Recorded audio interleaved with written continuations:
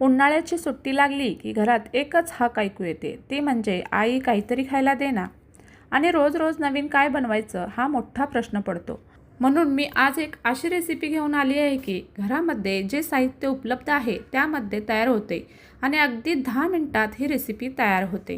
हे घरच्या घरी मुलांना एकदा बनवून द्या, मुलं बाहेरचे स्नॅक्स विसरून जातील. चला तर मग वेळ न घालवता रेसिपीला सुरुवात करूया. इथे मी 4 मीडियम आकाराचे बटाटे उकडून त्याची सालं काढून घेतलेले आहेत आणि त्यासाठी 1 वाटी इथे पोहे घेतलेले आहेत. पोहे स्वच्छ निवडून चाळून घ्यायचे आहेत. आता हे पोहे आपल्याला मिक्सरच्या भांड्यात घालून त्याची पूड तयार करून घ्यायची आहे. हे बघा, ह्याची इतकी बारीक अशी पेस्ट तयार करून घ्यायची आहे. यानंतर आता बटाटेसुद्धा आपल्याला असे बारीक खिसणीने खिसून घ्यायचे आहेत. हाताने आपल्याला बटाटे कुस्करून घ्यायचे नाहीत, कारण त्यामध्ये कोणत्याही गाठी राहिल्या नाही पाहिजेत. त्यामुळे अशा प्रकारे खिसणीने सर्व बटाटे खिसून घ्यायचे. इथे सर्व बटाटे खिसून झाले आहेत. आता त्यामध्ये आपल्याला चवीनुसार मीठ टाकायचं आहे. इथे 1 मिरची अशी बारीक चिरून घेतलेली आहे, थोडी चिली फ्लेक्स, 1 चमचाभर ऑरेगॅनो आणि थोडीशी कोथिंबीर घेतलेली आहे. मिरची तुम्ही तुमच्या आवडीनुसार कमी जास्त करू शकता. मी इथे थोडीच मिरची वापरलेली आहे. हे सर्व यामध्ये घालून घ्यायचं आणि जी पोह्यांची पावडर केली होती ती यामध्ये घालून आपल्याला असं एकजीव होईपर्यंत हे आपण जसं चपातीचं पीठ मळतो तसंच या प्रकारे आपल्याला हे मळून घ्यायचं आहे. हे बघा, अशा प्रकारे गोळा तयार झालेला आहे.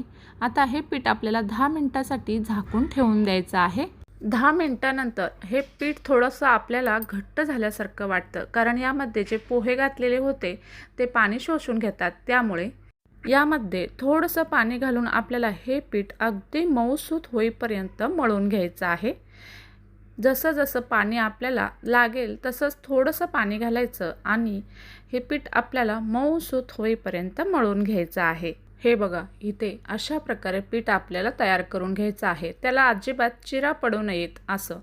आणि त्यातील एक गोळा काढून घ्यायचा आणि आपल्याला हातानेच असं हे लांब ह्याला आकार देऊन घ्यायचा आहे. त्यानंतर हे आपण असं लांब करून घ्यायचं आणि जसं तुम्हाला हवं असेल तसं लांब करू शकता किंवा चपटंसुद्धा तुम्ही जसे फ्रेंच फ्राईज बटाट्याचे असतात तसं करून घेऊन हे बघा असं हे लांब असं गोलाकार वळून घेतलेलं आहे. आता ह्याला आपल्याला 2 ते 3 इंचाच्या आकारामध्ये कट करून घ्यायचं आहे.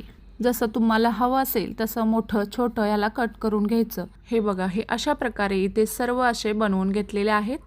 आता आपण ह्याला तळून घेऊ. इथे गॅसवरती कढईमध्ये तेल आधीच गरम करायला ठेवलेलं होतं. त्यामध्ये एक छोटासा गोळा टाकून बघायचा आणि गोळा पटकन वर आलेला आहे, म्हणजे तेल आपलं कडकडीत गरम झालेलं आहे. यासाठी तेल कडकडीतच गरम हवं पहिल्यांदा.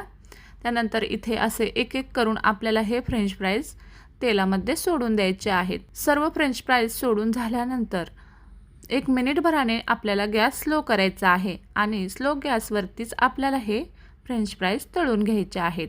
तोपर्यंत मैत्रिणींनो, तुम्ही अजून माझ्या चॅनलला सबस्क्राईब केलं नसेल तर नक्कीच सबस्क्राईब करा आणि तुम्हाला ही माझी नवीन रेसिपी कशी वाटली हे नक्कीच कमेंट करून मला कळवा. इथे बघा, तोपर्यंत आपले फ्रेंच फ्राईजसुद्धा मस्त असे गोल्डन रंगावरती तळून तयार झालेले आहेत. हे फ्रेंच फ्राईज अगदी मस्त कुरकुरीत असे तयार झालेले आहेत. टेस्टला सुद्धा अगदी भन्नाट झालेले आहेत. बाहेरून कुरकुरीत आणि आतून खुसखुशीत असे हे तयार झालेले आहेत. तर तुम्हीसुद्धा ही रेसिपी एकदा नक्की ट्राय करा. चला तर मग भेटूया अशाच एका छानशा व्हिडिओसोबत. तोपर्यंत धन्यवाद.